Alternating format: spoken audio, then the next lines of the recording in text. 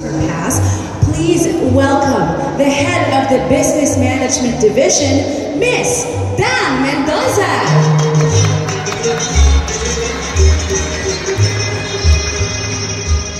Mabuhay and amazing morning to each and everyone. We would like to thank you once again for gracing our event and be part of another milestone for the Intramuros administration. Much has been said by Ms. Ria kanina, so it is timely to be part also of a summer festival. So we will be launching another creative tourism initiative as addition to IA's tourism product and package, the Intramuros Passport. Primarily, it is going to serve our objective to position Intramuros as vibrant and exciting tourist destination, while we continuously promote the rich history of Intramuros and its culture.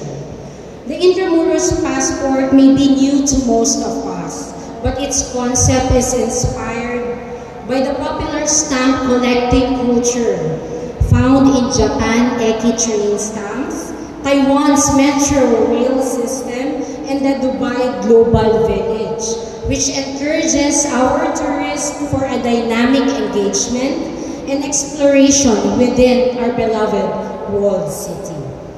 So let me introduce you to our guidelines and mechanics to get it, on how to get our Intramuros Passport. So the Intramuros Passport is open to all individuals with no age restriction. So kahit daw infant, pwede.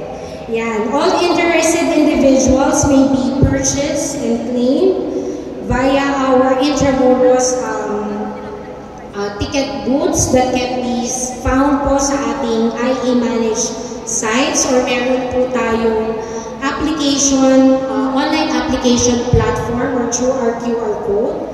Yan. And then purchasing the passport grants individual access in a one-time pass to all the IA managed major sites. Namely, baka alam nyo na po, Fort Santiago, Casa Manila Museum, Museo de Intramuros, Centro Turismo de Intramuros, and also the Baluarte de Santiago.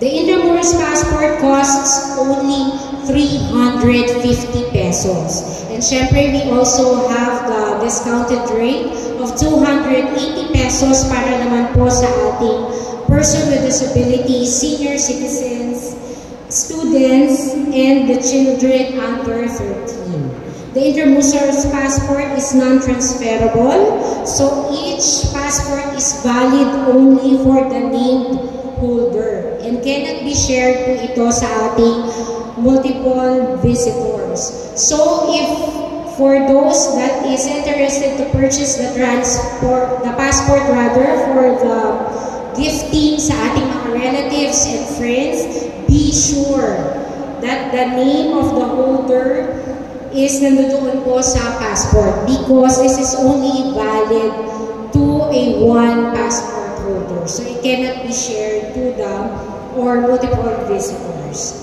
The most exciting part is the visitors will earn a unique passport stamps for every visit at each site. So each stamp represents a specific site, turning a casual stroll into a rewarding cultural adventure. As tourists fill their passports, they not only gain deeper appreciation for the area's rich history, but also enjoy a fun, interactive way to document their journey.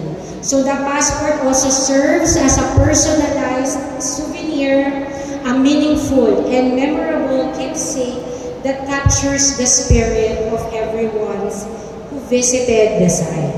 So additional perks are given also our pioneer purchases during the pre-selling activities, and to those that will purchase the passports on April 26 during the summer festival, because they'll be given a free transfer ride, and as kanina pa pong mention, an exclusive access to the much-awaited Summerfest Sinag concert.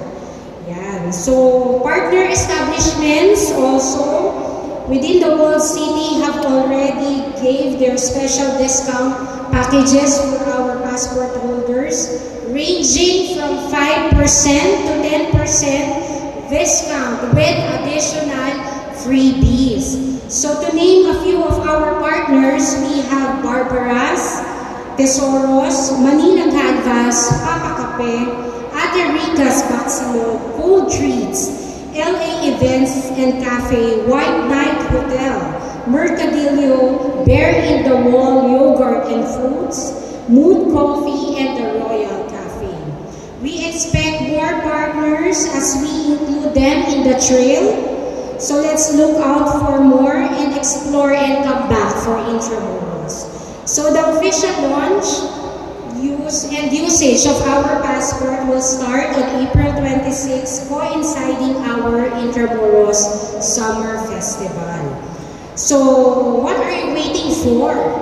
Let's collect stamp, unlock experiences, discover stories, and have the history in your hands.